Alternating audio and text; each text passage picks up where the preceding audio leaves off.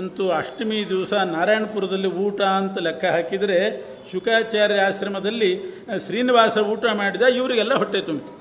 ಎಷ್ಟು ಅನ್ವರ್ಥಕವಾದ ಮಾತು ಶುಕಾಚಾರ್ಯ. ತ್ವಯಿ ಭುಕ್ತೆ ಜಗದ್ಭುಕ್ತಂ ನಾತ್ರ ಕಾರ್ಯ ವಿಚಾರಣ. ಇಡೀ ಜಗತ್ತಿಗೆ ಹೊಟ್ಟೆ ತುಂಬಿತು. ಅಲ್ಲೇ ಮಲ್ಕೊಂಡ್ರು, ವಿಶ್ರಾಂತಿ ಪಡೆದರು.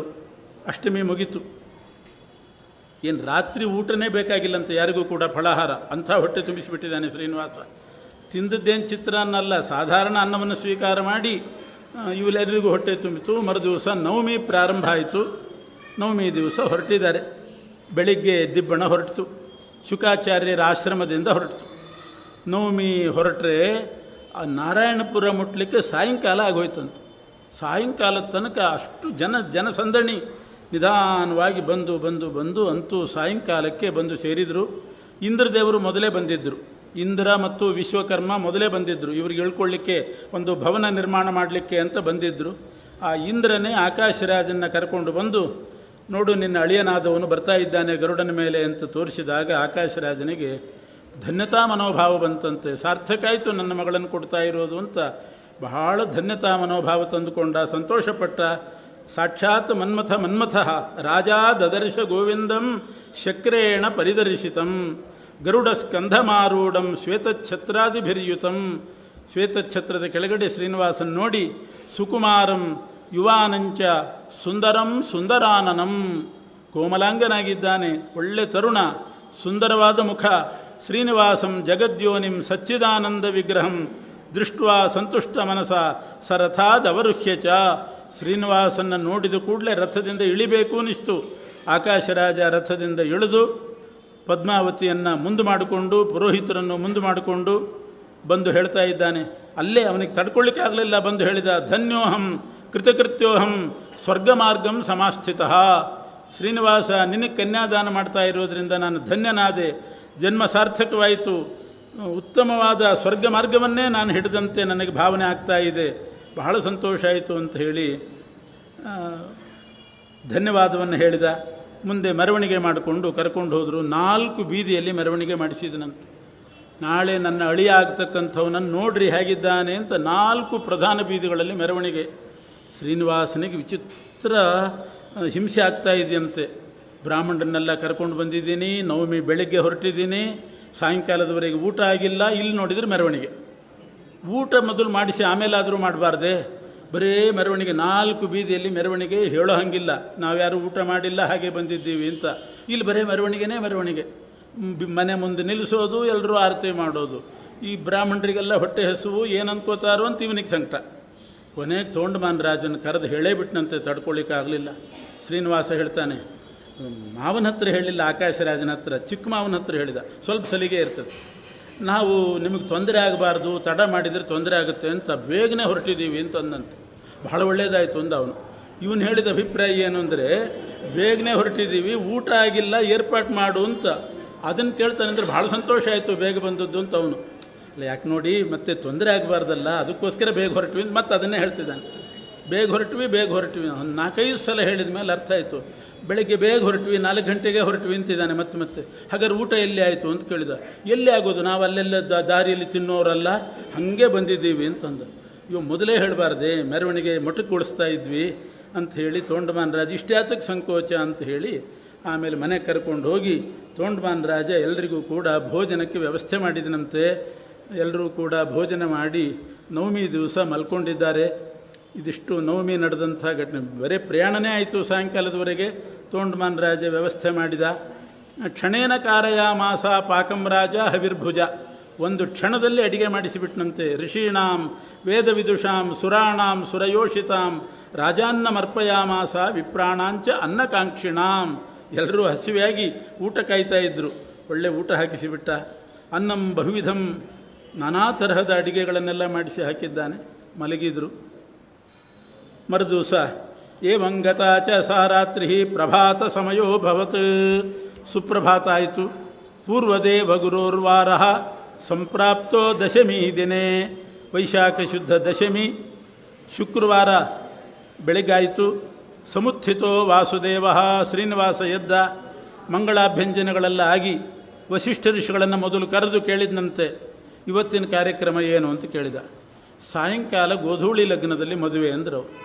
ಹಾಗಾದ್ರೆ ಸಾಯಂಕಾಲ ಮದುವೆ ಅಂತಾದರೆ ಸಾಯಂಕಾಲದ ತನಕ ನನ್ನ ಮದುವೆ ಕಾಲಕ್ಕೆ ಎಲ್ಲರೂ ಯಾಕೆ ಉಪವಾಸ ಇರಬೇಕು ಅಂತ ಡೈರೆಕ್ಟಾಗಿ ಹೇಳಿ. ಎಲ್ಲರೂ ಯಾಕೆ ಉಪವಾಸ ಇರಬೇಕು? ಎಲ್ರಿಗೂ ಕೂಡ ಭೋಜನ ಆಗಿಬಿಡಲಿ. ಅಲ್ಲ, ಲಾಜಹೋಮ ಅದೆಲ್ಲ ಆಗಬೇಕು ಅಂದರೆ ಲಾಜಹೋಮಕ್ಕೆ ಎಷ್ಟು ಜನ ಬೇಕು? ನಮ್ಮ ಕಡೆ 5 ಜನ, ವಧು ಕಡೆ 5 ಜನ. ಲಾಜಹೋಮಕ್ಕೆ ಅಷ್ಟು ಸಾಕು. ಆದ್ದರಿಂದ ನಮ್ಮ ಕಡೆ 5 ಮಂದಿ, ವಧುವಿನ ಕಡೆ 5 ಜನ. ಈ 10 ಮಂದಿಗೆ ಒಳ್ಳೆ ಉಪಹಾರ ಮಾಡಿಸಿಬಿಡ್ಬೇಕು. ಉಳಿದವರಿಗೆಲ್ಲ ಭೋಜನ ಆಗ ಏನು ಅಡ್ಡಿಲ್ಲ. ಶ್ರೀನಿವಾಸ ಬಹಳ ಕರುಣಾಳು. ಯಾವುದೋ ನೆಪದಿಂದ ಬ್ರಾಹ್ಮಣರನ್ನ ಹಾಗೆಲ್ಲ ಉಪವಾಸ ಹಾಕೋನಲ್ಲ. ಆದ್ದರಿಂದ ಎಲ್ರಿಗೂ ಊಟ ಆಗಲಿ ಅಂತ ಮೊದಲು ಸಕಾಲಕ್ಕೆ ಊಟ ಮಾಡಿಸಿದ. ತಾವು ಒಳ್ಳೆ ಉಪಹಾರ ಮಾಡಿದ್ರಂತೆ, ಅದು ಊಟಕ್ಕಿಂತ ಚೆನ್ನಾಗಿತ್ತಂತೆ. ಅಂಥ ಉಪಹಾರ ಮಾಡಿದ್ದಾರೆ. ಆಮೇಲೆ ಸಾಯಂಕಾಲ ಮದುವೆ. ಯಾಕೆಂದರೆ ಕನ್ಯಾದಾನ ಸ್ವೀಕಾರ ಮಾಡುವಾಗ ಭುಕ್ತ್ವಾ ಸಮುದ್ವಹೇತ್ ಕನ್ಯಾಮ್ ಅಂತಿರೋದು. ಅದರಿಂದ ಸಾಧಾರಣ ಗೋಧೂಳಿ ಯಜ್ಞ ಇಟ್ಟಿರ್ತಾರೆ. ಕನ್ಯಾದಾನವನ್ನು ಊಟ ಮಾಡಿ ತೊಗೋಬೇಕಂತ, ಅಂದರೆ ಆಹಾರ ಸ್ವೀಕಾರ ಮಾಡಿ ಕನ್ಯಾದಾನ ತೊಗೋಬೇಕು. ಗಾಯತ್ರಿ ಉಪದೇಶಕ್ಕೂ ಕೂಡ ಆಹಾರ ಸ್ವೀಕಾರ ಮಾಡಿ ಗಾಯತ್ರಿ ಉಪದೇಶಕ್ಕೆ ಮಾತ್ರ, ದಿನ ಅಲ್ಲ, ಜಪಕ್ಕಲ್ಲ, ಉಪದೇಶಕ್ಕೆ. ಆದ್ದರಿಂದಲೇ ಮಾತೃಭೋಜನ ಅಂತ ಮೊದಲು ಮಾಡಿಸಿಬಿಡ್ತಾರೆ. ಒಟ್ಟುಗಳಿಗೆಲ್ಲ ಮೊದಲು ಇದಾಗಿಬಿಡ್ತದೆ, ಆಮೇಲೆ ಗಾಯತ್ರಿ ಉಪದೇಶ ಆಗೋದು, ಭೋಜನ ಎಲ್ಲ ಆದಮೇಲೆ. ಹಾಗಾಗಿ ಭುಕ್ತ್ವಾ ಸಮುದ್ವಹೇತ್ ಕನ್ಯಾಂ ಗಾಯತ್ರಿ ಗ್ರಹಣಂತಥಾ ಅಂತ ಪ್ರಮಾಣ. ಕನ್ಯಾದಾನ ಮತ್ತು ಗಾಯತ್ರಿ ಗ್ರಹಣ ಭುಕ್ತ್ವಾ ಸಮಾಚರೇತು, ಆಹಾರ ಸ್ವೀಕಾರ ಮಾಡಿ ಮಾಡಬೇಕು ಅಂತಿರೋದು. ಅದರಿಂದ ಅದು ಬಹುಶಃ ಗಾಯತ್ರಿ ಗ್ರಹಣಕ್ಕೆ. ಯಾಕೆಂದರೆ ಒಟುಗಳು ಉಪವಾಸ ಹಾಕಿಬಿಟ್ರೆ ಸಾಯಂಕಾಲದ ತನಕ ಒಟುಗಳಿಗೆ ಏನು ಅಭ್ಯಾಸ ಇರೋದಿಲ್ಲ ಅಂತಲಿದ್ದರೂ ಇರ್ಬೋದು. ಆದ್ದರಿಂದ ಎಲ್ರಿಗೂ ಕೂಡ ಭೋಜನ ಆಗಲಿ, ನಮಗೂ ಉಪಹಾರ ಆಗಲಿ ಅಂತಂದ.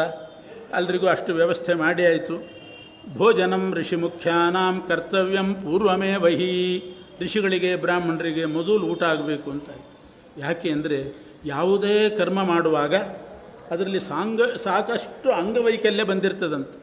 ಅಂದರೆ ನಾನಾ ವಿಧವಾದ ಲೋಪದೋಷಗಳು ಬಂದಿರ್ತದಂತೆ.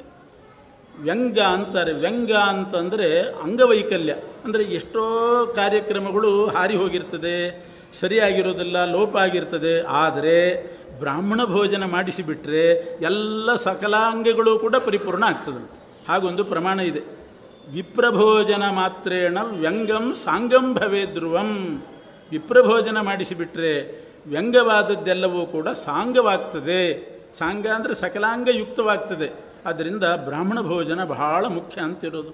ಒಂದು ಹೋಮ ಮಾಡಲಿ, ಹವನ ಮಾಡಲಿ, ಮಹಾಭಾರತ ಓದಿದರೂ ಕೂಡ ಒಂದೊಂದು ಪರ್ವಕ್ಕೆ ಇಷ್ಟಿಷ್ಟು ಜನರಿಗೆ ಅನ್ನ ಸಂತರ್ಪಣೆ ಆಗಬೇಕು ಅಂತಂತಾರೆ. ಮಹಾಭಾರತ ಪಾರಾಯಣ ಮಾಡಿದರೆ, ಓದಿದರೆ. ಯಾಕೆ ಅಂದರೆ ಏನಾದರೂ ಲೋಪದೋಷಗಳು ಬಂದರೆ ವಿಪ್ರಭೋಜನ ಮಾಡಿಸೋದ್ರಿಂದ ವ್ಯಂಗಂ ಸಾಂಗಂ ಭವೇ ಧ್ರುವಂ. ಅದಕ್ಕೋಸ್ಕರ ಎಲ್ರಿಗೂ ಭೋಜನ ಚೆನ್ನಾಗಿ ಆಗಬೇಕು ಅಂತ ಭೋಜನ ಆಯಿತು. ದಕ್ಷಿಣೆ ಕೊಟ್ಟದ್ದಾಯಿತು. ವೈಶಾಖ ಶುದ್ಧ ದಶಮಿ. ಇವರು ಉಪಹಾರ ಮಾಡಿ ಸಾಯಂಕಾಲಕ್ಕೆ ಕಾಯ್ತಾ ಇದ್ದಾರೆ. ಅಷ್ಟೊತ್ತಿಗೆ ಅರುಂಧತಿಯನ್ನು ಮುಂದೆ ಮಾಡಿಕೊಂಡು ಧರಣಿದೇವಿ ಬಂದಿದ್ದಾಳೆ. ಪುರಂದರಂ ಪುರಸ್ಕೃತ್ಯ ಜಗಾಮ ಐರಾವತಂ ತಥಾ ಆಹ್ವಾನ ಕಾರಣಾತ್ ಪ್ರಾಪ್ತ ಶ್ರೀನಿವಾಸಾಲಯಂ ತಥಾ. ಪುರೋಹಿತರನ್ನು, ದೇವೇಂದ್ರನನ್ನು, ಅರುಂಧತಿ ಇವರನ್ನೆಲ್ಲ ಕರ್ಕೊಂಡು ಅವರು ಎಲ್ಲಿ ಇಳ್ಕೊಂಡಿದ್ದರೋ ಶ್ರೀನಿವಾಸ ಅವರು ಅಲ್ಲಿಗೆ ಬಂದಿದ್ದಾರೆ. ವಿವಾಹ ಮಂಟಪಕ್ಕೆ ಆಹ್ವಾನ ಮಾಡಲಿಕ್ಕೆ ಆನೆ ಮೇಲೆ ಕೂತ್ಕೊಂಡು, ಐರಾವತದ ಮೇಲೆ ಕೂತ್ಕೊಂಡು ಬಂದಂತೆ. ಭೃಗು ಋಷಿಗಳು, ಅತ್ರಿ, ಪುಲಸ್ತ್ಯ, ವಾಲ್ಮೀಕಿ ಇವರೆಲ್ಲರೂ ಕೂಡ ಜೊತೆಗಿದ್ದಾರೆ. ಋಷಿಗಳು ಬ್ರಾಹ್ಮಣರು ಇರಬೇಕು ಜೊತೆಗಿಂಥ ಕಾರ್ಯಕ್ರಮಕ್ಕೆ ಅಂತ ಬಂದು ಶ್ರೀನಿವಾಸ ಇಳ್ಕೊಂಡ ಜಾಗಕ್ಕೆ ಬಂದು ಧರಣಿದೇವಿ ಮೊದಲು ಕುಂಕುಮ ಹಚ್ಚಿ ಪೂಜೆ ಮಾಡಿದ್ಲಂತೆ. ವರನಿಗೆ ಅಲ್ಲೊಂದು ಪೂಜೆ ಮಾಡಬೇಕು. ಅದು ಆಹ್ವಾನಾಂಗ ಪೂಜೆ ಅಂತ ಕರೀತಾರೆ. ವಿವಾಹ ಮಂಟಪಕ್ಕೆ ಬಾ ಅಂತ ಕರೆಯುವಾಗಲೇ ಒಂದಿಷ್ಟು ಪೂಜೆ ಮಾಡಿ, ಅಲ್ಲಿ ಕಾಣಿಕೆ ಕೊಟ್ಟು ಗೌರವ ಮಾಡಿ, ಆರತಿ ಮಾಡಿ ಕರ್ಕೊಂಡು ಹೋಗಬೇಕು. ಆ ರೀತಿ ಧರಣಿದೇವಿ ಕರ್ಕೊಂಡು ಹೋಗ್ತಾ ಇದ್ದಾಳೆ. ಎಲ್ಲ ಹೆಣ್ಮಕ್ಳು ಮಾತಾಡಿಕೊಂಡ್ರಂತೆ. ಎಷ್ಟು ಪುಣ್ಯ ಮಾಡಿದ್ದಾಳೋ ಧರಣಿದೇವಿ, ಶ್ರೀನಿವಾಸನನ್ನು ಆಹ್ವಾನ ಮಾಡಿ ಕರ್ಕೊಂಡು ಹೋಗ್ತಿದ್ದಾಳೆ ಅಂತ ಸಂತೋಷಪಟ್ಟಿದ್ದಾರೆ. ವಿವಾಹ ಮಂಟಪಕ್ಕೆ ಶ್ರೀನಿವಾಸ ಬಂದು ರಾಜಭವನಕ್ಕೆ ವೈಭವದಿಂದ ಬಂದು ಜಗಾಮರಾಜಭವನಂ ರತ್ನತೋರಣ ಮಂಡಿತಂ. ರತ್ನದ ತೋರಣ ಅಂಥ ಭವ್ಯವಾದಂಥ ವಿವಾಹ ಮಂಟಪದಲ್ಲಿ ಬಂದು ಕೂತಿದ್ದಾನೆ. ದಾರಿಯಲ್ಲಿ ದುರ್ಗಾದೇವಿ ಇದ್ದಂತೆ. ಆ ರಾಜಮಂದಿರದ ದಾರಿಯಲ್ಲೇ ದುರ್ಗಾದೇವಿ ವಿಶೇಷವಾಗಿ ಕಲಿಯುಗದಲ್ಲಿ ಫಲಪ್ರದಳು ಅಂತುಂಟು. ಕಲವು ದುರ್ಗಾವಿನಾಯಕವು ಅಂತ ಶಾಸ್ತ್ರ. ಗಣಪತಿ ಮತ್ತು ದುರ್ಗಾದೇವಿಯರು ಬಹಳ ವಿಶೇಷ ಫಲ ಕೊಡ್ತಾರಂತೆ ಕಲಿಯುಗದಲ್ಲಿ. ಅದಕ್ಕೋಸ್ಕರ ರಕ್ಷಣೆಗೋಸ್ಕರ ದುರ್ಗಾದೇವಿಯನ್ನು ಪ್ರತಿಯೊಬ್ಬರೂ ಆರಾಧನೆ ಪೂಜೆ ಮಾಡೋದುಂಟು. ನಮ್ಮ ಕಡೆ ಸ್ವಲ್ಪ ಕಡಿಮೆ, ಉತ್ತರದಲ್ಲಿ ಬಹಳ, ದಕ್ಷಿಣ ಕನ್ನಡದಲ್ಲಿ ಬಹಳ ಅನೇಕ ದುರ್ಗಾ ದೇವಾಲಯಗಳು ದಕ್ಷಿಣ ಕನ್ನಡ ಜಿಲ್ಲೆಯಲ್ಲಿ, ಈ ಕಡೆ ಸ್ವಲ್ಪ ಕಡಿಮೆ. ಆದರೆ ವಾದೀಂದ್ರರು ಅವರೆಲ್ಲ ಸ್ತೋತ್ರ ಮಾಡಿದ್ದಾರೆ ದುರ್ಗಾದೇವಿಯನ್ನು. ಯುಧಿಷ್ಠಿರ ದುರ್ಗಾ ಪೂಜೆ ಮಾಡಿ, ದುರ್ಗಾ ಸ್ತೋತ್ರ ಮಾಡಿ, ದುರ್ಗಾ ಮಂತ್ರವನ್ನು ಹೇಳಿಕೊಂಡು ಜಪ ಮಾಡಿ ಅಜ್ಞಾತವಾಸ ಮಾಡುವಾಗ ದುರ್ಗಾದೇವಿಯನ್ನು ಸಾಕ್ಷಾತ್ಕಾರ ಮಾಡಿಕೊಂಡಿದ್ದಂತೆ.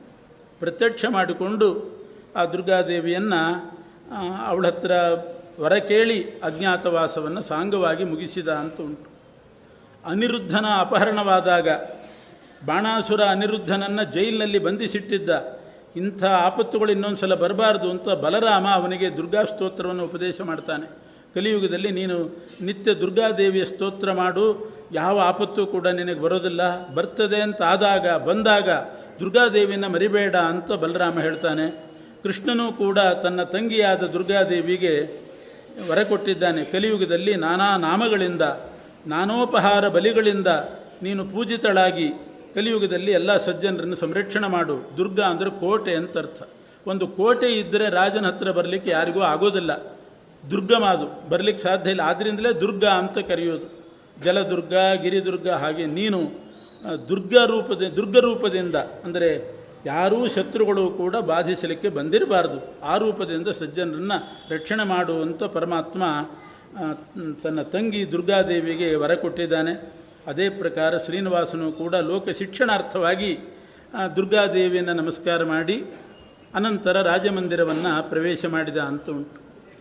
ವಾದೀಂದ್ರ ಭಾಗವತ ವ್ಯಾಖ್ಯಾನಕಾರರಾದ ವಿಜಯಧ್ವಜ ತೀರ್ಥರು, ವಿಜಯಧ್ವಜ ಸ್ವಾಮಿಗಳು ಒಂದು ಮಂಗಳೂರು ಉಡುಪಿ ಮಧ್ಯದಲ್ಲಿ ಒಂದು ಊರಿದೆ, ಚಿತ್ರಾಪುರ ಅಂತ ಅದನ್ನು ಕರೀತಾರೆ. ಅದು ಪೂರ ಹಳ್ಳಿ. ಅದಕ್ಕಿಂತ ಸ್ವಲ್ಪ ದೊಡ್ಡ ಊರು ಹೈವೇನಲ್ಲಿ ಬರೋದು ಅಂದರೆ ಕುಳಾಯಿ ಅಂತ ಒಂದು ಊರು. ಅದರಿಂದ ಹೋದರೆ ಸಮುದ್ರ ತೀರಕ್ಕೆ ಹೋದರೆ ಚಿತ್ರಾಪುರ ಅಂತಿದೆ. ಅಲ್ಲಿ ವಿಜಯಧ್ವಜ ತೀರ್ಥರಿಗೆ ದುರ್ಗಾದೇವಿ ಪ್ರತ್ಯಕ್ಷಳಾಗಿದ್ದಂತೆ. ಅಲ್ಲಿ ಒಬ್ಬರು ದುರ್ಮತದವರು ಏನೇನೋ ಸಿದ್ಧಾಂತ ಪ್ರಚಾರ ಮಾಡ್ತಾಯಿದ್ರು. ಅವರನ್ನು ಖಂಡಿಸಿ ಹರಿಸರ್ವೋತ್ತಮತ್ವ ಸಿದ್ಧಾಂತ ಸ್ಥಾಪನೆ ಮಾಡಲಿಕ್ಕೆ ಅಲ್ಲಿಗೆ ಹೋದ್ರಂತೆ. ಅಲ್ಲಿ ಒಬ್ಬರು ಯತಿಗಳಿದ್ದರಂತೆ, ಅವರು ಬೇರೆ ಮತ ಪ್ರಚಾರ ಮಾಡ್ತಾಯಿದ್ರು. ಹಾಗೆ ಮಾಡಿಕೂಡ್ದು, ಹರಿಸರ್ವೋತ್ತಮ ಅನ್ನೋ ಮತವೇ ಸಮೀಚೀನ, ವೈದಿಕ ಮತ ಅಂತ ಸ್ಥಾಪನೆ ಮಾಡಲಿಕ್ಕೆ ಹೋದಾಗ ತಮಗೆ ಜಯ ಬರಬೇಕು ಅಂತ ದುರ್ಗಾದೇವಿಯನ್ನು ಸ್ತೋತ್ರ ಮಾಡಿದ್ರಂತೆ, ಜಯಿಸಿದ್ರಂತೆ. ಆಮೇಲೆ ದುರ್ಗಾದೇವಿ ಪ್ರತ್ಯಕ್ಷಳಾದಲು. ಅವರು ಒಂದು ದೇವಾಲಯ ಕಟ್ಟಿಸಿ ದುರ್ಗಾ ಸ್ಥಾಪನೆಯೂ ಕೂಡ ಮಾಡಿದ್ದಾರೆ ವಿಜಯಧ್ವಜ ತೀರ್ಥರು. ಅಲ್ಲಿ ಒಂದು ಮಠವೂ ಇದೆ, ಚಿತ್ರಾಪುರ ಮಠ ಅಂತ, ವಿಜಯಧ್ವಜರಿಂದ ಪ್ರಾರಂಭವಾದಂಥ ಮಠ ಅದು. ಹೀಗೆ ವಾದೀಂದ್ರ ಸ್ವಾಮಿಗಳು ಸ್ತೋತ್ರ ಮಾಡ್ತಾರೆ. ಮಾತಸ್ತ್ವಾಮುಪಕಲ್ಪಿತಾಖಿಲ ಜಗತ್ ಸರ್ಗೇ ಜಭರ್ಗೇ ಡಿತೆ ಚೇತೋ ನ ಪ್ರಜಹಾತು ಜಾತು ಚಿದಿಹ ಸ್ವರ್ಗೇ ಪವರ್ಗೇ ಪಿವಾ ಲಾವಣ್ಯಾದಧರೀಕೃತಾಮರವಧೂ ವರ್ಗೇ ನಿಸರ್ಗೇ ಹಿತಂ ಕಾರುಣ್ಯಂ ಕುರುಮಾ ಕೃತಾ ಮಮ ಪುನರ್ದುರ್ಗೆ ವಿಸರ್ಗೇ ಮತಿಂ. ಇದು ವಾದೀಂದ್ರ ತೀರ್ಥರು ಮಾಡಿದಂಥ ದುರ್ಗಾ ಸ್ತೋತ್ರ ರಾಯರ ಅನಂತರದ ಪರಂಪರೆಯಲ್ಲಿ ಬಂದಿರತಕ್ಕಂಥವ್ರು. ಶ್ರೀನಿವಾಸನು ಕೂಡ ದುರ್ಗಾ ನಮಸ್ಕಾರ ಮಾಡಿ ಅಲ್ಲಿಂದ ರಾಜಮಂದಿರ ಪ್ರವೇಶ ಮಾಡಿ ಮಂಟಪದಲ್ಲಿ ಕೂತಿದ್ದಾನೆ. ಆಕಾಶರಾಜ ಶ್ರೀನಿವಾಸನ ಪಾದ ತೊಳೆದು ಅಲ್ಲಿಂದ ಮಧುಪರ್ಕ ವರಪೂಜೆ ಅಂತೆಲ್ಲ ಮಾಡಬೇಕು.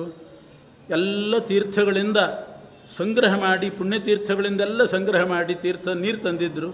ಅದರಿಂದ ಸಹಸ್ರ ಶೀರ್ಷ ಪುರುಷ ಅನ್ನುವಂಥ ಮಂತ್ರೋಚ್ಚಾರಣೆ ಮಾಡಿಕೊಂಡು ಶ್ರೀನಿವಾಸನ ಪಾದ ತೊಳೆದ. ಮಧುಪರ್ಕಾದಿಗಳಾಯಿತು. ಆಮೇಲೆ ತತಸ್ತು ಘಂಟಿಕಾಘೋಷಂ ಕೃತವಾನ್ ದೈವಚಿಂತಕಃ. ಮುಹೂರ್ತ ಚಿಂತಕರು ಘಂಟಾನಾದ ಮಾಡ್ತಿದ್ದಾರೆ. ಎಲ್ಲರೂ ಕೂಡ ಈ ಕಡೆ ಮನಸ್ಸಿಡ್ರಿ, ಸಾವಧಾನವಾಗಿ ಈ ಕಡೆ ಮನಸ್ಸಿಡ್ರಿ. ಸುಲಗ್ನೆ ಸಾವಧಾನಾಹ ಅಂತಂದರೆ ಒಳ್ಳೆ ಲಗ್ನ ಮುಹೂರ್ತ ಬರ್ತಾ ಇದೆ, ಎಲ್ಲರ ಮನಸ್ಸು ಈ ಕಡೆ ಇರಲಿ, ಆ ಕಡೆ ಈ ಕಡೆ ವ್ಯಗ್ರ ಆಗೋದು ಬೇಡ, ಮನಸ್ಸು ಮುಹೂರ್ತ ಬರ್ತಾ ಇದೆ ಅಂತ ಅದರ ನೆನಪಿಗೋಸ್ಕರ ಅವರನ್ನು ಎಚ್ಚರಿಸಲಿಕ್ಕೋಸ್ಕರ ಘಂಟಾನಾದ ಮಾಡಿದರು. ಸುಮುಹೂರ್ತೋಯಮಿತ್ತೇವ ಮಂಗಲಾಷ್ಟಕಮಬ್ರುವನ್. ಎಲ್ಲ ಋಷಿಗಳು ಮಂಗಳಾಷ್ಟಕ ಹೇಳ್ತಾ ಇದ್ದಾರೆ. ಮಂಗಳಾಷ್ಟಕ ಅಂತಂದರೆ ಸಮಸ್ತ ದೇವತೆಗಳು, ಸಮಸ್ತ ಋಷಿಗಳು, ಸಮಸ್ತ ನದಿಗಳು, ಎಲ್ಲ ಪರ್ವತಗಳು, ಎಲ್ಲ ಗ್ರಹ ನಕ್ಷತ್ರಗಳು ಸಮಸ್ತ ಸದ್ಗ್ರಂಥಗಳು, ಎಲ್ಲ ಕಾಲ ಅಭಿಮಾನಿ ದೇವತೆಗಳು ಎಲ್ಲರೂ ಕೂಡ ಅನುಗ್ರಹ ಮಾಡಬೇಕು, ಆಶೀರ್ವಾದ ಮಾಡಬೇಕು ಅನ್ನೋ ದೃಷ್ಟಿಯಿಂದ ಮಂಗಳವನ್ನು ಉಂಟು ಮಾಡಿರಿ ಅಂತ ಪ್ರಾರ್ಥನೆ. ಅದಕ್ಕೋಸ್ಕರ ಮಂಗಳಾಷ್ಟಕ ಪಠನ ಮಾಡಿದರು. ಗೋತ್ರ ಪ್ರವರಗಳನ್ನು ಉಚ್ಚಾರಣೆ ಮಾಡ್ತಾ ಇದ್ದಾರೆ. ಆಕಾಶರಾಜ ಮೊದಲು ಹೇಳಿದ ಅತ್ರಿಗೋತ್ರ ಸಮುದ್ಭೂತಾಂ ಸುವೀರಸ್ಯ ಪ್ರಪೌತ್ರಿಕಾಂ. ಆತ್ರೇಯಸ ಗೋತ್ರದಲ್ಲಿ ಹುಟ್ಟಿದಂಥ ಸುವೀರನ ಪ್ರಪೌತ್ರಿ, ಸುಧರ್ಮನ ಪೌತ್ರಿ, ಆಕಾಶರಾಜನ ಪುತ್ರಿ, ಇಂಥ ಕನ್ಯೆಯನ್ನು ದಾನ ಮಾಡ್ತಾ ಇದ್ದೇನೆ. ಪುರುಷೋತ್ತಮ, ಈ ಕನ್ಯಾ ಸ್ವೀಕಾರ ಮಾಡಬೇಕು ನೀನು ಅಂಥೇಳಿ ತೆಂಗಿನಕಾಯಿಯನ್ನು, ತಾಂಬೂಲ, ದಕ್ಷಿಣೆ, ತೆಂಗಿನಕಾಯಿ, ತುಳಸಿ, ನೀರು, ಇದೆಲ್ಲ ಪಂಚದ್ರವ್ಯಗಳನ್ನು ವರನ ಕೈಯಲ್ಲಿಟ್ಟು ನೀರು ಬಿಟ್ಟು ದಾನ ಮಾಡೋದೇ ಧಾರೆ ಎರೆದು ದಾನ ಮಾಡೋದು ಅಂತ ಅರ್ಥ. ಇತ್ಯುಕ್ತ್ವಾ ಪ್ರಾಕ್ಷಿಪದ್ರಾಜ ಧರಣ್ಯಾಶ್ರಾವಿತಾಂ ತದಾ ಮಂತ್ರಪೂತಾಂ ಸ್ವಾಮಿತೀರ್ಥಧಾರಾಂ ಸ ಕನಕಾಂ ಕರೆ ದಕ್ಷಿಣೆ ಶ್ರೀನಿವಾಸಸ್ಯ ದದೌ ಪದ್ಮಾವತೀಂ ನೃಪಃ. ಶ್ರೀನಿವಾಸನ ಬಲಗೈಯಲ್ಲಿ ತೆಂಗಿನಕಾಯಿಯನ್ನಿಟ್ಟು ಧಾರೆ ಎರೆದು ದಾನ ಮಾಡಿದರೆ ಆ ತೆಂಗಿನಕಾಯಿಯೇ ಕನ್ಯಾ ಪ್ರತಿನಿಧಿ ಅಂತ ಅರ್ಥ. ಇವಳನ್ನು ನಿನ್ನ ಕೈಯಲ್ಲಿ ಒಪ್ಪಿಸ್ತಾ ಇದ್ದೇನೆ ಅಂತ ತೆಂಗಿನಕಾಯಿ ಇಟ್ಟು ವರ ಗೋತ್ರ ಪ್ರವರಗಳನ್ನು ಉಚ್ಚಾರಣೆ ಮಾಡಿ ದಾನ ಮಾಡಿದ, ಕನ್ಯಾದಾನ ಮಾಡಿದ. ವಸಿಷ್ಠ ಋಷಿಗಳು ಶ್ರೀನಿವಾಸನ ಕಡೆ ಪುರೋಹಿತರು, ಅವರು ಹೇಳ್ತಾ ಇದ್ದಾರೆ ಪ್ರಪೌತ್ರಸ್ಯ ಯಯಾತೇಶ್ಚ. ಯಯಾತಿರಾಜನ ಪ್ರಪೌತ್ರ, ಶೂರಸೇನ ರಾಜನ ಪೌತ್ರ, ವಸುದೇವನ ಪುತ್ರ. ಶ್ರೀನಿವಾಸನಿಗೆ, ವಸಿಷ್ಠ ಗೋತ್ರದಲ್ಲಿ ಹುಟ್ಟಿದಂಥ ಶ್ರೀನಿವಾಸನಿಗೆ ಅತ್ರಿಕುಲೋತ್ಪನ್ನಳಾದ ಕನ್ಯೆಯನ್ನು ನಾವು ಸ್ವೀಕಾರ ಮಾಡ್ತಾ ಇದ್ದೇವೆ ಅಂತ ವಸಿಷ್ಠರು ಕೂಡ ಶ್ರೀನಿವಾಸನ ಕಡೆಯಿಂದ ಹೇಳಿದ್ದಾರೆ. ಯಾಕೆ ಅಂದರೆ ಇಬ್ಬರಿಗೂ ಕೂಡ ಆ ಸಮಯದಲ್ಲಿ ಭಾವನೆ ಬರಬೇಕು, ಎಂಥ ಗೋತ್ರದ ಕನ್ಯೆಯನ್ನು ನಾನು ಸ್ವೀಕಾರ ಮಾಡ್ತಾ ಇದ್ದೀನಿ, ಇವಳ ಪೂರ್ವಿಕರು ಎಂಥೆಂಥವರು, ತಂದೆ ತಾತ ಮುತ್ತಾತಂದರು ಎಂಥವರು, ಯಾವ ಗೋತ್ರ, ಎಂಥ ಮಹಾನುಭಾವರ ವಂಶದಲ್ಲಿ ಬಂದಿದ್ದಾಳೆ. ಅದೇ ರೀತಿ ಕನ್ಯೆಗೂ ಕೂಡ ನಾನು ಯಾರ ಮನೆಗೆ ಸೇರ್ತಾ ಇದ್ದೀನಿ, ಯಾವ ಗೋತ್ರದವರು, ಎಂಥ ಋಷಿಗಳವರೆಲ್ಲ ನೋಡಿ. ವಸಿಷ್ಠ ಋಷಿಗಳು ಅಂದರೆ ಸಾಧಾರಣವೇ, ಎಂಥ ತಾಳ್ಮೆ, ಎಷ್ಟು ತಪಶ್ಶಕ್ತಿ, ಅಂಥ ಋಷಿಗಳ ಆ ಗೋತ್ರದಲ್ಲಿ ಬಂದಿರತಕ್ಕಂಥವರು ಇವರು, ಇವರ ಪಾಣಿಗ್ರಹಣ ಮಾಡಿ ಇವರ ಮನೆ ಸೇರ್ತಿದ್ದೀನಿ ಅಂತ ಆ ಕಲ್ಪನೆ ಬರಲಿಕ್ಕೋಸ್ಕರವಾಗಿ ಗೋತ್ರ ಪ್ರವರಗಳನ್ನು ಉಚ್ಚಾರಣೆ ಮಾಡಿ ದಾನ ಮಾಡಿದ್ದಾಯಿತು. ಅವರು ಕೂಡ ಸ್ವೀಕಾರ ಮಾಡಿದರು. ಅದಾದ ಮೇಲೆ ಬೇಕಾದಷ್ಟು ಆ ದಾನದ ಅಂಗಭೂತವಾಗಿ ಕೋಟಿ ಕೋಟಿ ಸಂಖ್ಯೆಯಷ್ಟು ವರದಕ್ಷಿಣೆ, ಆಮೇಲೆ ಧನರಾಶಿಯನ್ನು, ಇದನ್ನೆಲ್ಲ ಕೊಟ್ಟಿದ್ದಾನೆ. ಆಕಾಶರಾಜ ಶ್ರೀನಿವಾಸ ಹೇಳ್ತಾನೆ, ಇಷ್ಟೆಲ್ಲ ಯಾತಕ್ಕೆ ಕೊಡಬೇಕು, ಆದರೂ ನಾನು ಬೇಡ ಅಂದರೆ ನೀವು ಬಿಡುವವರೆಲ್ಲ, ಕೊಡ್ತಿದ್ದೀರಿ, ನಿಮ್ಮ ಸಂತೋಷಕ್ಕೆ ಸ್ವೀಕಾರ ಮಾಡ್ತೇನೆ ಅಂತ ತಗೊಂಡ. ಶತಭಾರ ಕಿರೀಟವನ್ನು, ಉತ್ತಮವಾದ ಕಾಂಚಿ ಅಂತ ಸೊಂಟದಲ್ಲಿ ಹಾಕ್ಕೊಳ್ತಕ್ಕಂಥ ಆಭರಣ, ತಲೆ ಮೇಲಿಟ್ಟುಕೊಳ್ಳುವ ಕಿರೀಟ, ಕೇಯೂರ, ನೂಪುರ, ಪಾದುಕೆಗಳು, ಬೆಲೆ ಕಟ್ಟಲಿಕ್ಕೆ ಸಾಧ್ಯ ಇಲ್ಲ, ಅನರ್ಘ್ಯವಾಗಿರ್ತಕ್ಕಂಥ ಭೂಷಣಗಳನ್ನೆಲ್ಲ ದಾನ ಮಾಡಿದ್ದಾನೆ ಆಕಾಶರಾಜ. ಅದನ್ನೆಲ್ಲ ಸ್ವೀಕಾರ ಮಾಡಿ ಶ್ರೀನಿವಾಸ ಕನ್ಯಾದಾನ ಸ್ವೀಕಾರ ಮಾಡಿದ. ಇದು ದಶಮಿ ದಿವಸ ನಡೆದಿರ್ತಕ್ಕಂಥದ್ದು. ಕಂಕಣ ಬಂಧ ನಡೀತು, ಮಂಗಳಸೂತ್ರ ಬಂಧನ. ಎಲ್ಲರೂ ಮುತ್ತೈದೆಯರು ಅದನ್ನು ಸ್ಪರ್ಶ ಮಾಡಿ ಅಭಿಮಂತ್ರಿಸಿ, ವೇದ ಮಂತ್ರಗಳಿಂದ ಅಭಿಮಂತ್ರಿಸಿ ಋಷಿಗಳು ಮುನಿಗಳು ಅದನ್ನು ಕೊಟ್ಟಿದ್ದಾರೆ ಶ್ರೀನಿವಾಸನ ಕೈಯಲ್ಲಿ. ಬ್ರಾಹ್ಮಣಾನಾಂ ಕರಸ್ಪೃಷ್ಟಂ, ಎಲ್ಲ ಬ್ರಾಹ್ಮಣರು ಅದನ್ನು ಸ್ಪರ್ಶ ಮಾಡಿ ಅಭಿಮಂತ್ರಿಸಿ ಕೊಡಬೇಕಂತೆ ಮಂಗಳಸೂತ್ರವನ್ನು. ಅದೇ ಪ್ರಧಾನ ಅಲ್ಲ ಮದುವೆ ಅಂತಂದರೆ, ಕನ್ಯಾದಾನವೇ ಪ್ರಧಾನ. ಮಂಗಳಸೂತ್ರ ಬಂಧನ ಅನ್ನೋದು ವರನಿಗೆ ಆಯುಷ್ಯ ಅಭಿವೃದ್ಧಿಗೋಸ್ಕರ ಇರತಕ್ಕಂಥ ಒಂದು ಕಾರ್ಯ ಅಷ್ಟೇ. ಮಂಗಳಸೂತ್ರ ಬಂಧನ ಮಾಡಿದರೆ ವರನಿಗೆ ಆಯುಷ್ಯ ದೀರ್ಘವಾಗಿರ್ತದೆ. ತಾನು ತನ್ನ ಪತ್ನಿಯ ಕೈಯ ಕೊರಳಲ್ಲಿ ಮಂಗಳಸೂತ್ರ ಕಟ್ಟಿದರೆ ಇವನಿಗೆ ಆಯುಷ್ಯ ಜಾಸ್ತಿ. ಅದಕ್ಕೋಸ್ಕರ ಮಂಗಳಸೂತ್ರ ಬಂಧನ ಅಂತ ಮಾಡೋದು. ಮಂತ್ರವೂ ಕೂಡ ಹಾಗೆ, ಮಾಂಗಲ್ಯ ತಂತುನಾನೇನ ಮಮ ಜೀವನ ಹೇತುನಾ ಅಂತಾರೆ. ಬೇರೆಯವರು ಕಟ್ಟುವಾಗ ಮಮ ಜೀವನ ಹೇತುನಾ, ನನ್ನ ಜೀವನಕ್ಕೆ ಕಾರಣ ಇದು ಅಂದರೆ ದೀರ್ಘಾಯುಷ್ಯಕ್ಕೆ ಕಾರಣೀಭೂತವಾದ, ದೀರ್ಘಕಾಲದ ಜೀವನಕ್ಕೆ ಕಾರಣವಾದಂಥ ಮಂಗಳಸೂತ್ರವನ್ನು ಕಂಠೇ ಬದ್ಧನಾಮಿ ಸುಭಗೆ ಚಿರಂಜೀವ ಮಯಾ ಸಹ, ಅದಕ್ಕಾಗಿ ಮಂಗಳಸೂತ್ರ ಬಂಧನ ಮಾಡ್ತೇನೆ ಅಂತ. ತೆಂಗಿನಕಾಯಿ ಇಟ್ಟು ದಾನ ಕೊಟ್ಟ ಮೇಲೆ ಕನ್ಯಾದಾನ ಮುಗಿತು. ಇದು ದೀರ್ಘಾಯುಷ್ಯಕ್ಕೋಸ್ಕರ. ಆದರೆ ಶ್ರೀನಿವಾಸ ಹೇಳುವಾಗ ಮಾಂಗಲ್ಯ ತಂತುನಾನೇನ ಜಗಜ್ಜೀವನ ಹೇತುನಾ ಅಂತಾನೆ. ಜಗತ್ತಿಗೆ ದೀರ್ಘಾಯುಷ್ಯ ಬರಲಿ, ಅವರೆಲ್ಲರೂ ಕೂಡ ಪರಿಪೂರ್ಣ ಆಯುಷ್ಯವನ್ನು ಪಡ್ಕೊಂಡು ಆರೋಗ್ಯವಂತರಾಗಿರಲಿ. ಅದಕ್ಕಾಗಿ ಕಂಠೇ ಬದ್ಧನಾಮಿ ಸುಭಗೆ ಸರ್ವೇಷಾಂ ಮಂಗಳಂಕುರು, ಎಲ್ರಿಗೂ ಮಂಗಳ ಉಂಟು ಮಾಡು ಅಂತ ಹೇಳಿ ಮಂಗಳಸೂತ್ರ ಬಂಧನ ಮಾಡಿದ್ದಾನೆ. ತೇ ವೇದ ಮಂತ್ರೈರ್ಜಗದೀಶ ಮೂರ್ಧ್ನಿ ರತ್ನಾಕ್ಷತಾನ್ ವೇದ ವಿದ ಪ್ರಚಿಕ್ಷುಪು ತದಾ ನೃಣಾಂ ತತ್ರ ಮಹೋತ್ಸವೋಭೂತ್ ಆಕಾಶರಾಜಸ್ಯ ಪುರಿ ನಿವಾಸಿನಾಂ. ಎಲ್ಲರ ಕೈಯಲ್ಲಿ ಮಂತ್ರಾಕ್ಷತೆ ಕೊಟ್ಟಿದ್ದಾರೆ. ಮಂಗಳಸೂತ್ರ ಬಂಧನ ಆದ ಕೂಡಲೇ ಎಲ್ಲರೂ ಕೂಡ ಮಂತ್ರಾಕ್ಷತೆಯನ್ನು ನಮಗೆ ಅಕ್ಷಯವಾದ ಫಲ ಕೊಡು ಅಂತ ವಧೂವರರ ಮೇಲೆ ಮಂತ್ರಾಕ್ಷತೆ ಹಾಕಿದ್ದಾರೆ. ಇದು ವೈವಾಹಿಕ ಕರ್ಮ ಅಂದರೆ ಇಲ್ಲಿಗೆ ಮುಗಿತು. ವೈವಾಹಿಕಂ ಸಮಾಪ್ಯಾಥ, ವೈವಾಹಿಕ ಕರ್ಮ ಮುಗಿದ ಮೇಲೆ ಹೋಮ ಮಂಟಪಕ್ಕೆ ಹೋಗಿ ಒಂದು ಹೋಮ ಮಾಡಲಿಕ್ಕಿದೆ. ಆ ಹೋಮವನ್ನು ವಸಿಷ್ಠ ಋಷಿಗಳು ಮಾಡಿಸಿದ್ದಾರೆ. ಗಂಡಿನ ಪುರೋಹಿತರು ಮಾಡಿಸಬೇಕಾದ್ದು ಪದ್ಮಾವತಿಯ ಕೈಯಿಂದ ಅರ್ಪಣೆ ಮಾಡಿದ ಲಾಜಹೋಮ ಅಂತ ಅದೊಂದು ಲಾಜಹೋಮವನ್ನು ಮಾಡಿಸಿದ್ದಾರೆ. ಆಗ ಆ ಸಂದರ್ಭದಲ್ಲಿ ಎಲ್ಲ ಬ್ರಾಹ್ಮಣರಿಗೆ ದಕ್ಷಿಣೆ ಕೊಡಬೇಕು ಅಂತ ಉಂಟು. ತಸ್ಮಿನ್ ಕಾಲೇ ಮಹಾರಾಜ ದಕ್ಷಿಣಾಂ ಬ್ರಹ್ಮವಾದಿನಾಂ, ಅದು ಸೂರ್ಯ ಸೂಕ್ತ ಅಂತ ಒಂದು ಸೂಕ್ತ ಇದೆ. ಅದರ ಪಠನಾಂಗವಾಗಿ ತಾತ್ಕಾಲಿಕವಾದ ದಕ್ಷಿಣೆ, ಯಥೇಚ್ಛ ದಕ್ಷಿಣೆ ಬೇರೆ ಇರ್ತದೆ. ಸೂರ್ಯ ಸೂಕ್ತ ಪಠನ ಮಾಡಿರ್ತಾರೆ ಅಂತ ಒಂದು ದಕ್ಷಿಣೆ, ಆ ದಕ್ಷಿಣೆ ಕೊಟ್ಟಿದ್ದಾನೆ, ವಸ್ತ್ರವನ್ನು ಕೊಟ್ಟಿದ್ದಾನೆ. ಏವಂ ಮಹೋತ್ಸವಸ್ತತ್ರ ಸಮಭೂತ್ ದಶಮೀ ದಿನೇ, ಹೀಗೆ ದಶಮಿ ದಿನ ಇದು ಮುಗಿತು. ಆಮೇಲೆ ಭೋಜನ ನಡೆದಿದೆ ಇವರಿಗೆ. ಮರುದಿವಸ ಮತ್ತೊಂದು ದಶಮಿ ಇತ್ತಂತೆ, 2 ದಶಮಿ ಇತ್ತು ಆವಾಗ. ತತಃ ಪ್ರಭಾತೆ ರಾಜೇಂದ್ರ ಸುವಾಸಿನ್ಯ ಸುರೇಶಿತು ಮಜ್ಜನಂ ಕಾರಯಾಮಾಸು ಗಂಧತೈಲೇಸ್ಸು ನಿರ್ಮಲೈ. ಮತ್ತೆ ಮುತ್ತೈದೆಯರೆಲ್ಲರೂ ಕೂಡ ಮಂಗಳ ಸ್ನಾನವನ್ನು ಮಾಡಿಸಿದ್ದಾರೆ. ಅದಾದ ಮೇಲೆ ನಾಕಬಲಿ ಅಂತ ಒಂದು ಕಾರ್ಯಕ್ರಮ. ಆ ನಾಕಬಲಿಯನ್ನು 5ನೇ ದಿವಸ ಮಾಡ್ತಕ್ಕಂಥದ್ದು. ಹೀಗೆ 5ನೇ ದಿವಸ ನಾಕಬಲಿಯೂ ಕೂಡ ನಡೆದಿದೆ. ಆಮೇಲೆ ಹೆಣ್ಣು ಒಪ್ಪಿಸುವ ಕಾರ್ಯಕ್ರಮ. ಇದಾದ ಮೇಲೆ ಆಕಾಶರಾಜ ಪದ್ಮಾವತಿಯನ್ನು ಶ್ರೀನಿವಾಸನಿಗೆ ಕನ್ಯಾ ದಾನ ಬೇರೆ, ಕನ್ಯಾ ಒಪ್ಪಿಸೋದು ಅಂತ ಬೇರೆ. ಕನ್ಯಾಂ ಕೃತ್ವ ಅರ್ಪಯಾಮಾಸ ಪುತ್ರೀಂ ರುದನ್ ಗದ್ಗದ ಕಂಠವಾನ್. ಶ್ರೀನಿವಾಸ ಪದ್ಮಾವತಿಯನ್ನು ಆಕಾಶರಾಜ ಒಪ್ಪಿಸುವಾಗ ಪುತ್ರೀ ಹಸ್ತಂ ಪ್ರದಾಯಾಥ ಹಸ್ತೆ ರಾಜಕುಲಾಂಗನ ಕ್ಷೀರಂ ಸಂಯೋಜ್ಯ ಕೃಷ್ಣಸ್ಯ ನಾಭಿಮೂಲೇತಿ ದುಃಖಿತ ಭೃಶಂ ರುದಂತೆ ಮಂತ್ರೇಣ ದುಃಖ ಸಂದಿಗ್ಧಲೋಚನ. ಅದೊಂದು ವಿಧಿ ಇದೆ. ನಾಭಿಗೆ ಕ್ಷೀರಲೇಪನ ಮಾಡಿ ಕನ್ಯಾದಾನ ಮಾಡೋದು, ಕನ್ಯಾ ಅರ್ಪಣೆ ಮಾಡೋದು. ಮಾಡುವಾಗ ಮೊದಲು ಧರಣಿದೇವಿ ಹೇಳಿದ್ಲಂತೆ, ಶ್ರೀನಿವಾಸ ಪಾಲಿತಾಂ ಲಾಲಿತಾಂ ಪುತ್ರೀಂ ನವಮಾಸ ಧೃತಾಂ ಮಯ. ಈ ಕನ್ಯೆಯನ್ನು 9 ತಿಂಗಳು ನಾನು ಗರ್ಭದಲ್ಲಿ ಧರಿಸಿ ಆಮೇಲೆ ಇದಕ್ಕೆ ಜನ್ಮ ಕೊಟ್ಟು ಇವಳನ್ನು ಬೆಳೆಸಿ ದೊಡ್ಡವಳನ್ನು ಮಾಡಿದ್ದೀನಿ. ತ್ವದಧೀನಾಂ ಜಗನ್ನಾಥ ಕರಿಷ್ಯೆ ಮಮನಂದಿನಿ. ಇವತ್ತು ನಿನ್ನ ಕೈಗೆ ಒಪ್ಪಿಸ್ತಾ ಇದ್ದೀನಿ. ನಮ್ಮನೆ ಅಂಗಳದಲ್ಲಿ ಬೆಳೆದಂಥ ಒಂದು ಬಳ್ಳಿಯ ಹೂವಿದು ಇವತ್ತು ನಿನ್ನ ಕೈಗೆ ಒಪ್ಪಿಸ್ತಾ ಇದ್ದೀನಿ. ಇದು ಬಾಡದಂತೆ ಚೆನ್ನಾಗಿ ನೋಡ್ಕೊಂಡು ಹೋಗೋ ಜವಾಬ್ದಾರಿ ನಿಂದು ಅಂತ ಒಪ್ಪಿಸಿಲ್ಲಂತೆ. ಎಷ್ಟು ಅಭಿಮಾನ ಇತ್ತು ಧರಣಿದೇವಿಗೆ ಅಂದರೆ, ನವಮಾಸ ಧೃತಾಮಯ ಅಂತಾಳೆ. 9 ತಿಂಗಳು ಗರ್ಭದಲ್ಲಿ ಹೊತ್ತು ಆಮೇಲೆ ಹೆತ್ತು ಸಾಕಿದ್ದೀನಿ ಅಂತ.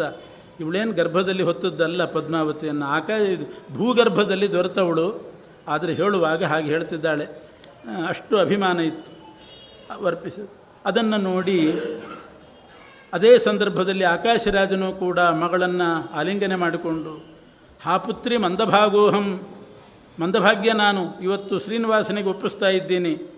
ನಿನ್ನನ್ನು ಬಿಟ್ಟು ಹೇಗಿರಲಿ ನಾವಿಬ್ಬರೇ ಆಗಿಬಿಡ್ತೇವೆ ಮನೆಯಲ್ಲಿ, ಭೋಜನದ ಮನೆಯಲ್ಲಿ, ಕ್ರೀಡಾಗೃಹದಲ್ಲಿ ಯಾವಾಗಲೂ ನಿನ್ನನ್ನು ನೋಡ್ತಾ ಇದ್ದೆ. ಇವತ್ತು ಬೇರೆ ಕಡೆ ನಿನ್ನನ್ನು ಕಳಿಸ್ತಾ ಇದ್ದೀನಿ ಅಂತ ಹೇಳಿ ಆಕಾಶರಾಜನು ಕೂಡ ಅತ್ತ. ಅವನು ಕಣ್ಣೀರು ನೋಡಿ ತೋಂಡಮಾನ ರಾಜನು ಕಣ್ಣೀರು ಹಾಕಿದನಂತೆ. ನಾವು ದರಿದ್ರರು ನಿರ್ಭಾಗ್ಯರಾದ್ವಿ, ನಿನ್ನನ್ನು ಮತ್ತೊಂದು ಮನೆಗೆ ಕಳಿಸ್ತಾ ಇದ್ದೇವೆ ಅಂತ ಹೇಳಿ ತೋಂಡಮಾನ ರಾಜನು ಕೂಡ ಅತ್ತ.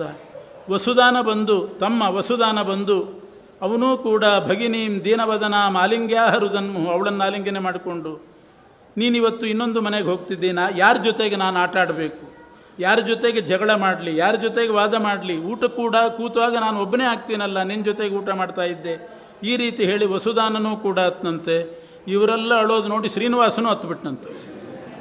ಅವನು ಹತ್ತದ್ದು ನೋಡಿ ಪಕ್ಕದಲ್ಲಿದ್ದವರು ಚೂಟಿ ಹೇಳಿದ್ರಂತೆ, ನೀನು ಅಳಬಾರ್ದು ಕಣೋ, ಅವ್ರು ಕನ್ಯಾ ಒಪ್ಪಿಸ್ತಾರೆ, ಅವ್ರು ಅಳ್ತಾರೆ, ನೀನ್ಯಾಕೆ ಎತ್ತೀಯೋ, ಚೆನ್ನಾಗಿರಲ್ಲ, ನೀನು ಅಳಬೇಡ ಅಂತಂದರೆ, ಅಯ್ಯೋ ಸುಭದ್ರೆ ನೆನಪು ಬಂತು ಅಂತ ಅಂದಂತೆ.